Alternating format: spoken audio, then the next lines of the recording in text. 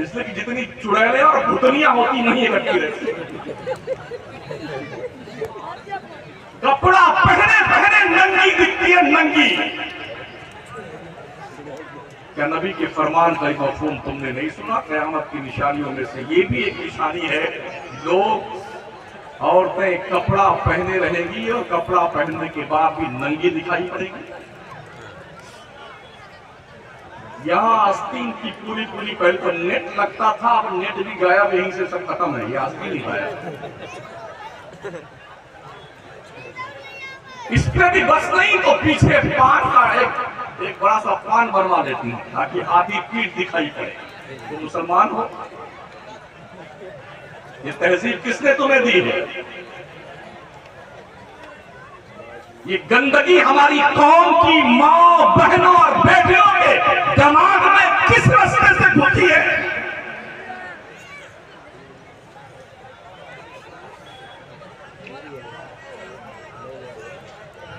Condition ही हमारी है कि शादी ब्याह के मौकों पर अगर दिन में कोई छोटा बच्चा देख रहे हैं तो 14 दिन कौमा में रहेगा। 14 दिन पुतलियों को देखने के बाद खुदारा अपनी जिंदगी की रविश बदली।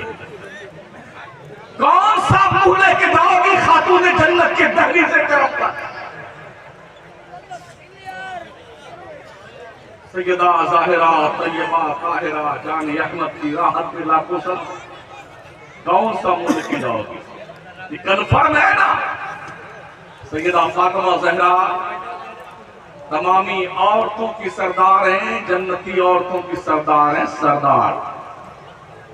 और जब उनके ज़ुमरे रहमत में दाखिल होकर जन्नत में जाने का वक्त आएगा और उनने अगर पूछ लिया तुमने हमारे तर्ज हयात के किन किन गोशों पे अमल किया है, तो इस्लाम की मुकद्दस शहदादियों तुम्हारे पास इसका क्या जवाब है?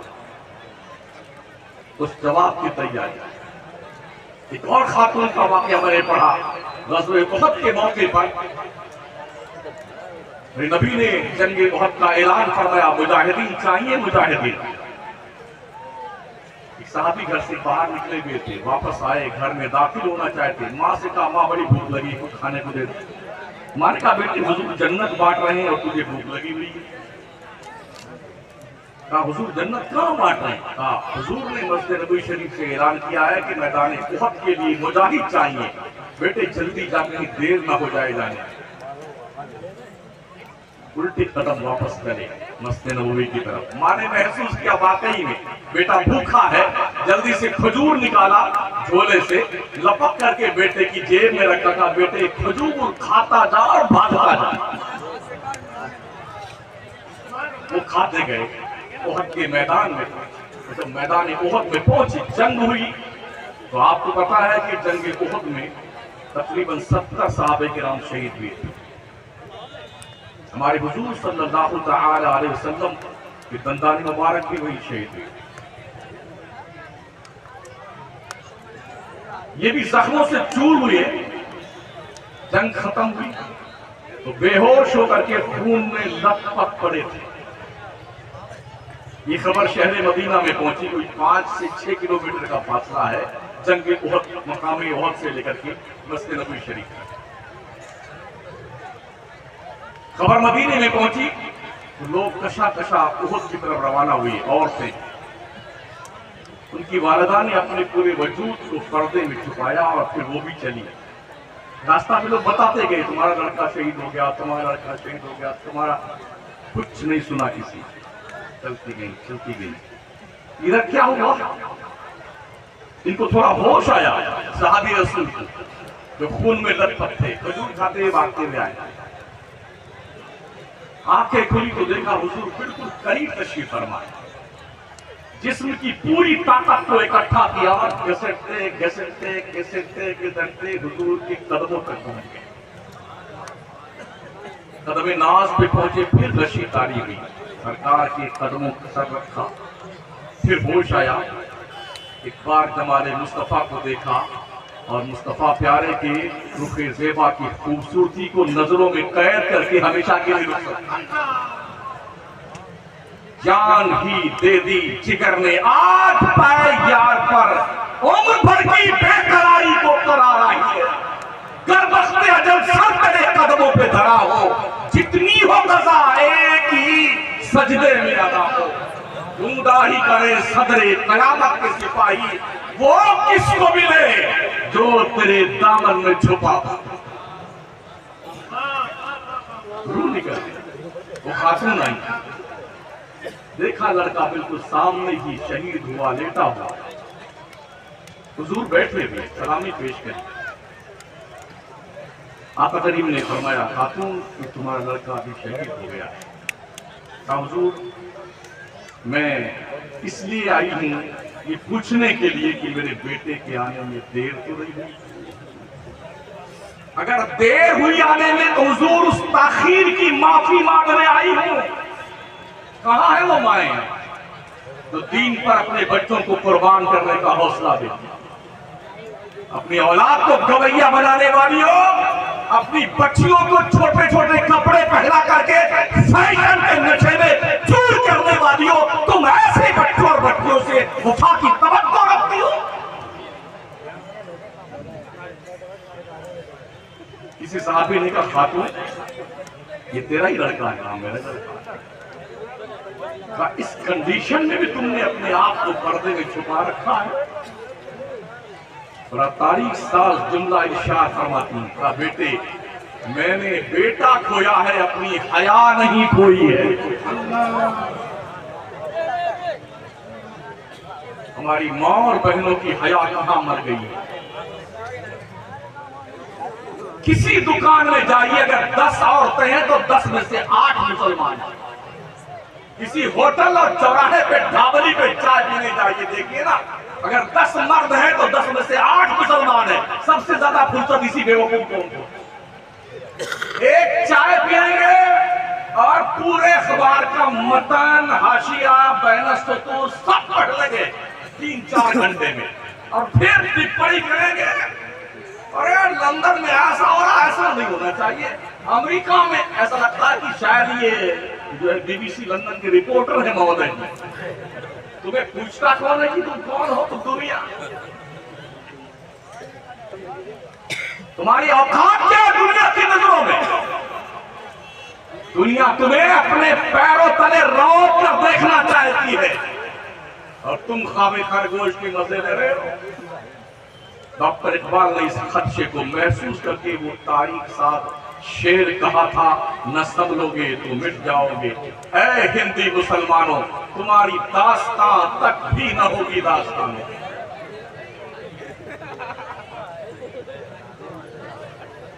इतने हालात बुरे होने के बावजूद भी हमें हंसी बहुत आती है।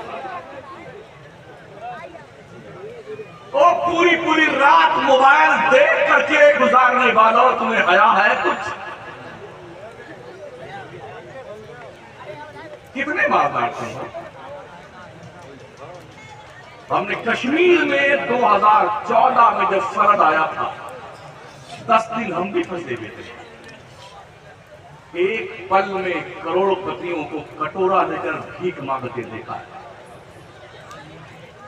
एक पल में आप किस खप के शिकार है? मेरी बिल्डिंग, मेरा बंगला, मेरी गाड़ी। तुम मरेगा ना, मरेगा, तेरी औलादे तेरी फॉर्च्यूनर साइड में रख करके, ताकि तेरे मुर्दे लाश की हवा न लगने पाए। फॉर्च्यूनर को किस औलाद के लिए हरामकारी, बदकारी, बेहयाई, हरामखोरी, झूठ, बेईमानी करके पैसे इकट्ठा करते हो? हज़रत उमर बिन अब्दुल अजीज ने अपनी सारी दौलत बैतुल माल में वक्फ कर दी। किसी ने कहा, बड़ी नाइंसाफी की बात है, आपने जुल्म किया अपनी औलाद पर। फरमाते क्यों? औलाद के लिए कुछ नहीं छोड़ा। फरमाते अगर मेरी औलाद नेक रहेगी तो अल्लाह का वादा है, वो हुआ सालिहीन, अल्लाह नेकों को जाया नहीं करता है। और अगर औलाद बदकिरदार हो गई तो मैं ऐसी दौलत नहीं छोड़ के जाता जिस दौलत पे अय्याशी वो करे, कब्र में कुटाई नहीं हो।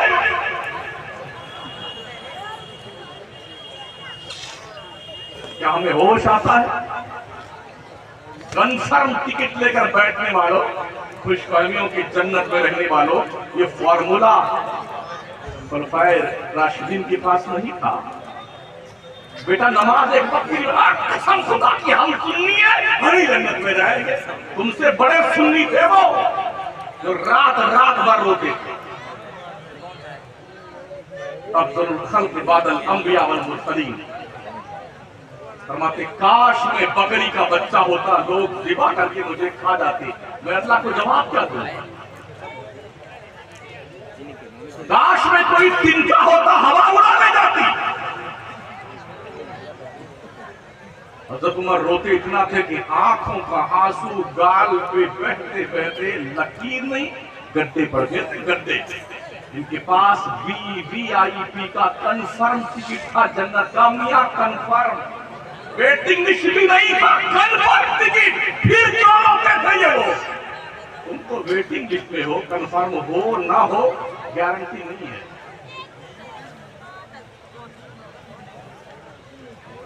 खुद जन्नत का मालिक अम्मा आयशा सिद्दीका फरमाती हैं, मैंने देखा रात की तन्हाई में जब मेरा मुस्तफा बिस्तर से उठ करके इबादत मौला के लिए सर को सजदे में रखता तो दिल इतना तेज धड़कता था, ऐसा लगता था कि कोई गोश्त की तपेली में गोश्त पक रहा है, इतनी आवाज आती थी दिल के धड़कने। और आंसू सरकार कितने बहते थे, कभी मुसल्ला भीग जाता था, दाढ़ी आंसुओं से तर हो जाती थी। किसके लिए?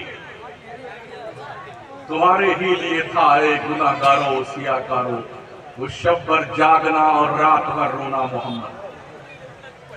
अल्लाह क्या जहन्नम अब भी न सर्द होगा, रो रो के मुस्तफा ने दरिया बहा दिए। जो गुनाह हम करते हैं ना, मूसा पैगंबर की कौम से ज्यादा जराइम हम कर रहे हैं, लूत पैगंबर की कौम से ज्यादा जुर्म हम करते हैं। क्या वजह है कि हमारी शक्लें नहीं बिगाड़ी जाती? क्या वजह हम पे पत्थरों की बारिश नहीं होती है? क्या वजह हम पर आग की बारिश नहीं होती है? कौम आद और कौम समूद की तरह हमें तबाह क्यों नहीं किया जाता है? वो कौम समूद जिन जैसी कौम अल्लाह ने दुनिया में कभी पैदा नहीं करी, इतने ताकतवर थे, हाथ से पूरा पहाड़ तोड़ देते थे और पहाड़ के अंदर हाथ घुसा करके उसका मलबा निकाल करके उसी में कमरा बनाकर रहते थे। पहाड़ों में बसने वाली को जब उन्होंने अल्लाह का इनकार किया, खुदा के कानून से जंग मोल ली, अल्लाह ने जिब्रील से कहा, जिब्रील क्या इनके मकान को इनका कब्रिस्तान बना दे। जिब्रील आए, उन्होंने ये अपनी छोटी वाली उंगली का जो ऊपर वाला पोर है शहर के किनारे यूं रखा और पूरा शहर ऊपर उठा लिया, आसमान तक ले गए, उलट दिया पूरे शहर को। वही मकान जो उनके बंगले थे, वही मकान उनकी कब्रें बन गई। कौमे आद पर 7 रातें 8 दिन इतनी तेज आंधी चलती रही, पूरे शहर को उठा उठा के पटक पटक करके अल्लाह के फरिश्तों ने मारा। क्यों बचे हुआ? जुर्म तो हम उनसे ज्यादा कर रहे हैं, खताएं उनसे ज्यादा हमारी है, गुनहगार उनसे ज्यादा है, पर बच्चे इसलिए हैं। ये सब तुम्हारा करम है आका, ये बात अब तक बनी हुई है। अमल की मेरे एहसास क्या है, बजुज दामत के पास क्या है, रहे सलामत बस उनकी निस्बत मेरा तो बस आसरा यही है। मेरा नबी फरमाता है, कोई भी नबी इंतकाल के बाद 3 दिन से ज्यादा अपनी कब्र में नहीं रहा, अल्लाह ने उसे आसमानों को उठा लिया। फरमाते जब मेरी बारी आई तो मैंने अपने रब से कहा, मेरा मौला जब तक मेरी उम्मत जमीन पे तब तक मैं उधर नहीं आता। जानते हो नबी ने ऐसा क्यों किया? अल्लाह ने वादा दिया, मुस्तफा जब तक तू तेरी उम्मत में मौजूद है, तेरा मौला तेरी उम्मत पे अज़ाब आम नाज़िल नहीं करेगा। बच्चे इसलिए हो कि मुस्तफा दाने रहमत संभालेंगे। वरना हमारे किरदार इस लायक नहीं कि हम पे रहम किया जाए। एक दाना भी हम खाने का हक नहीं रखते हैं, एक कतरा पानी पीने का हक नहीं रखते हैं। ये सदका आमिना के शहजादे का है कि हमको रोजी भी दी जा रही है और इज्जत भी मिल रही है। इसलिए पगड़ाओ मत लोगो और खप्त में मुब्तला मत रहो। न तुम्हारी कब्र में तुम्हारा बाप जाएगा, न मेरी कब्र में मेरा बाप जाएगा। हर शख्स यही पढ़ के मिन्हा खलक़नाकुम व फीहा नुईदुकुम व मिन्हा नुखरिजुकुम तारतन उखरा। अब तुम जाना, तुम्हारा काम जाने, हमने तुम्हें तुम्हारी कब्र में पैक कर दिया है, तुम जानो तुम्हारा काम जाने। अगर कभी गुरूर की चर्बी तुम्हारे टोंद पे चढ़ने लग जाए ना, पैसों की चर्बी का भूत सवार हो, अपने गांव की कब्रिस्तान का एक बार चक्कर लगा ले बेटे, एक बार चक्कर लगा ले। कुछ तुझसे बड़े बड़े टंडेल पटेल सड़ गए जिनकी डेड बॉडी डिकम्पोज हो गई, हड्डियां तक उनकी मिट्टी खा गई कब्र की। कुछ क्या कब्रिस्तान। अब्बा हुजूर कैसे हैं आप? दादा जान क्या खैरियत आपकी है? कब्रिस्तान की खामोश मिजाजी तुम्हें तुम्हारे कानों में हथौड़े मारती दिखेगी। सालिम, तेरा भी आखिरी मुकाम यही है। अंधेरा घर, अकेली जान, दम घुटता दिल उठता था, खुदा को याद कर बंदे वो साथ आने वाली, वो साथ आने वाली। याद करो अपने रब, अपने मौला को याद। तुम्हारे मस्जिद में आए, जो चाहो सो करो, मैं तो रोकने वाला नहीं, मेरा काम बल्लिगू अन्नी वलो आया। हमारा काम बताना है, समझाना है।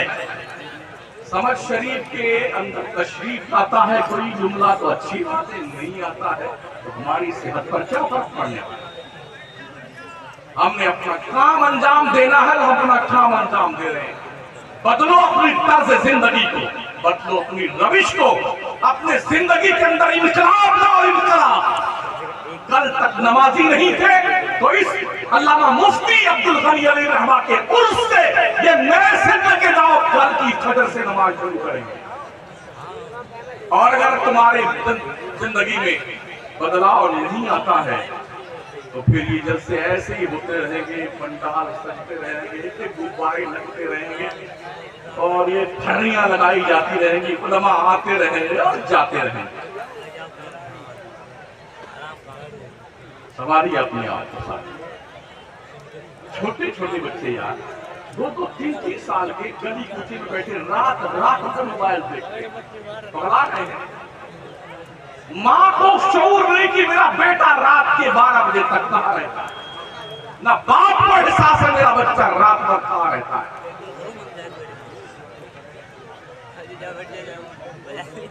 बड़े बड़े मोबाइल, माए बहने भी, जब बच्चा रोने लगता है ना, घर से बुला देती कार्टून खोल करके। अच्छा कमाल है, कितना बिल्कुल धोर धाड़ रो रहा हो बच्चा, कार्टून लगा के दे दीजिए ना, जो आंसू जहां तक तशरीफ लाया था वही रुका। देखा है, मैं कोई इसी लॉजिक नहीं पेश करता जो बाउंसर जाए, प्रैक्टिकल मुशाहदा। हमारे प्यारे आका सल्लल्लाहु अलैहि वसल्लम मदीने की आबादी में निकलते थे ना, तो माएँ अपने बच्चों को तैयार करके रास्ते में खड़ा कर देती थी। जब हुजूर गुजरे तो सलाम करना, हुजूर तेरे सर पे हाथ फेर देंगे तो फिर अल्लाह तेरे अंदर बरकत पैदा करेगा।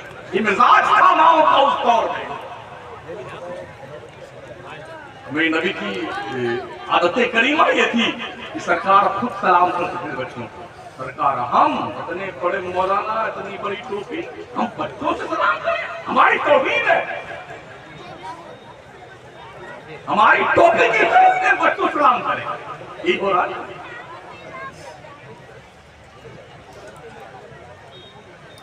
हम चाहते हैं कि लोग हमारी इज्जत खूब करें, और इज्जत करवाने से पहले जो हुक्म अल्लाह के नबी ने हमें दिया वो हुक्म भूल जाते हैं। नबी ने क्या फरमाया, मन लम यरहम सगीरना, पहले तुम छोटों से प्यार करो, छोटों पे रहम करो, इनसे मोहब्बत करो। वलम युअक्किर कबीरना, फिर ये तवक्को रखना तुम्हारी इज्जत के, पहले इनसे प्यार करो, प्यार सकते। और हम क्या करते हैं, कभी घास नहीं डालेंगे बच्चों को, लेट तरह की देर तरीके। मौलाना जब तक शैतान ही मेहमानी रसूल नहीं, खबीस मरदूद नहीं है। इन्हें प्यार से पढ़ाइए, मोहब्बत से पढ़ाइए, बड़े अदब से अपनी जी। आप देखिए ना, गैरों की तरफ तालीम देखें आप, कितनी मोहब्बत से बच्चों को, कितने प्यार का। जब छुट्टियों का वक्त आता है ना, कॉलेज के स्कूल के स्टूडेंट को छुट्टी नहीं देते हैं घर जाने के लिए, उनको 15 दिन के चिल्ले भेज देते हैं। देखा इसे? ये तो रोज टोली निकलती है ना 15 दिन के चिल्ले में, 20 दिन के चिल्ले में नौजवानों की। ये खास सीने वाले लोग नहीं है, ये पढ़े लिखे बच्चे हैं। स्कूल की छुट्टियां हुई हैं तो इन छुट्टियों को मनाने के लिए घर नहीं छोड़ते, उनको प्रैक्टिकल तौर पर उन्हें भेजते हैं ताकि नमाज सीखे, रोजा सीखे, दुआएं सीखे, दीन सीखे। इस तरह से लोगों को जोड़कर रखते हैं। हमारे पास सिर्फ यही एक ऑप्शन है, रात भर हम चिल्लाएंगे, शोर मचाएंगे, अपने नाम के नारे लगवाएंगे, बड़ी सी टोपी शमसुद्दीन लगा के आएगा, वो जिंदाबाद जिंदाबाद, और फिर खत्म। हमारा कोई प्रैक्टिकल तौर पर हमारे पास कोई फॉर्मूला नहीं है। लोगों को ऑब्जेक्शन है दावत इस्लामी फलाना। अगर एक आदमी करोड़ों इंसानों की इस्लाह करके तो ज्यादा पढ़ा लिखा, करोड़ों इंसान दुनिया के लक्ष्य में जिन्हें दाढ़ी रखवा सकता है, अमामा पहना सकता है, शराबी की शराब छोड़ा सकता है, जुआरियों को जुओं से तौबा करवा सकता है, मुकम्मल इस्लामी लिबास में ला सकता है, तो हम पढ़े लिखे लोगों को क्या हो गया है? हम किसी को इम्प्रेस क्यों नहीं कर पाते? कहीं ना कहीं स्वार्थ जरूर है, हमारी तरबियत में गड़बड़ी जरूर कहीं ना कहीं है, जिसका हमें एहसास नहीं होता। हमारे मरकज का उर्स माशाअल्लाह बरेली शरीफ का सरकारी आला हजरत का सरकार मुफ्ती आजम का, मुझे बताइए, मैं भी बहुत सारे उर्स में शामिल हुआ। 10-10 मिनट 5-5 मिनट मुकर्रिर को तबर्रुक दिया जाता है। देखे बुलाए हुए वो उर्स की तारीख सुन्नियों के दिल पे नोट रहती है, लाखों का मलबा होता है, मैसेज क्या देते, क्या पैगाम देते? ये ख्वाजा मोइनुद्दीन चिश्ती अजमेरी अलैहिर्रहमा के आस्थाने का है। लाखों का लाख मुसलमान पहुंचता है, मगर कुछ पैगाम नहीं हमारे मज़ारात से आ रहा है। काश हमारे लोग जागे, बेदार हो। इमाम अहमद रज़ा ने ये पैगाम नहीं दिया है कि मेरे इंतकाल के बाद घूम धड़ाके से उठ करना। हाँ, ये जरूर बताया है, मैंने जो किताबें लिखी है इन किताबों को आम और ताम करना, यही मतलब है।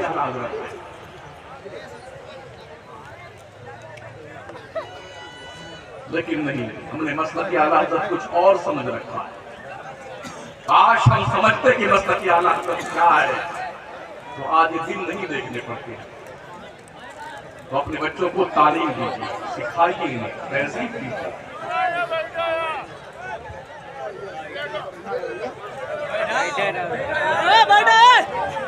थोड़ा आप लोग बैठ जाए यार, अकेले करने तो क्या दिक्कत आती है? अपने जैसे आप खुद से आप रखते हैं क्या?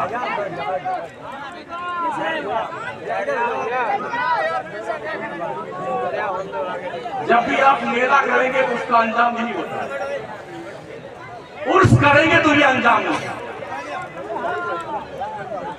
कोशिश कीजिए बुजुर्गों का उर्स करने, सीखिए, इसलिए कि हमारे पास इससे हट करके कोई ऑप्शन सीखने सिखाने का नहीं है। हम यहीं से सीखते और सिखाते हैं जलसों से। अगर ये भी जलसे हमारे बाबा बाबा जिंदाबाद जिंदाबाद इसमें चले गए ना, तो हमने इस पे भी पानी फेर दिया। इस जलसे पे जो लाखों रुपया गंदा करके वसूल के लाते भाई साहब खर्च करते हैं ना, तो इस पे भी हमने पानी फेर दिया। थोड़ी सी कड़वी है दवा, मीठी दवा थोड़ी ज्यादा जल्दी फायदा नहीं करती, कड़वी दवाएं थोड़ी फायदा करती। अगर ज्यादा कड़वी लगे तो थोड़ी शक्कर मिला लीजिए। दिल के पप्पूले तलू के सीने के ताब से इस घर को आग लग गई, घर के चिराग। फिलिस्तीन 90 साल से जल रहा है। 90 साल कितने साल से? 80 लाख की तादाद दुनिया को एक नक्शे पे यहूदियों की है और पूरी दुनिया को यहूदी उंगली पे लिखा है। और 2.5 अरब की तादाद दुनिया के नक्शे पे मुसलमानों की है। ये मुसलमान यहूदियों की उंगली पे नाच रहा है। गुज़िश्ता हफ्ता जो रिपोर्ट आई, दुनिया के नक्शे पे 7.5 अरब की तादाद इंसानों की हो गई है। 313 बदर के मुजाहिदीन के वारिसीन की तादाद 2.5 अरब है दुनिया के नक्शे के। 2.5 अरब। दुनिया का हर 5वां इंसान मुसलमान है, मगर हर 5वां मुसलमान पुलिस का मुखबिर दलाली करता है। हर रोज फिलिस्तीन के मुसलमान माएं, बहने, बच्चे गोलियां से लोग घूम देते, गोलियों से लोग मर जाते, शहीद हो जाते। उनके लिए हर महीने तैयबैन में दुआ हो रही है। पूरी दुनिया का मुसलमान दुआ कर रहा है, 80-90 साल से कर रहा है। क्या वजह है हमारी दुआएं कबूल नहीं होती है? ये तो मकाम मुस्तजाबात है ना।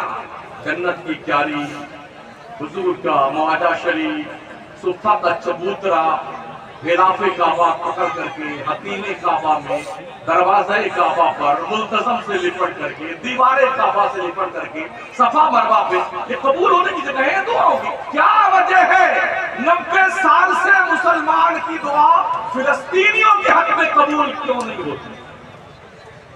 कभी सोचा क्या वजह है? मुल्क शाम अब तक जल रहा है और 10 लाख मुस्लिम बच्चे यतीम, जिनके माँ और बाप दोनों मार डाले गए, वो तुर्की की सरजमीन पे यतीमी का दाग खेल रहे हैं और वहां परवान चढ़ रहे।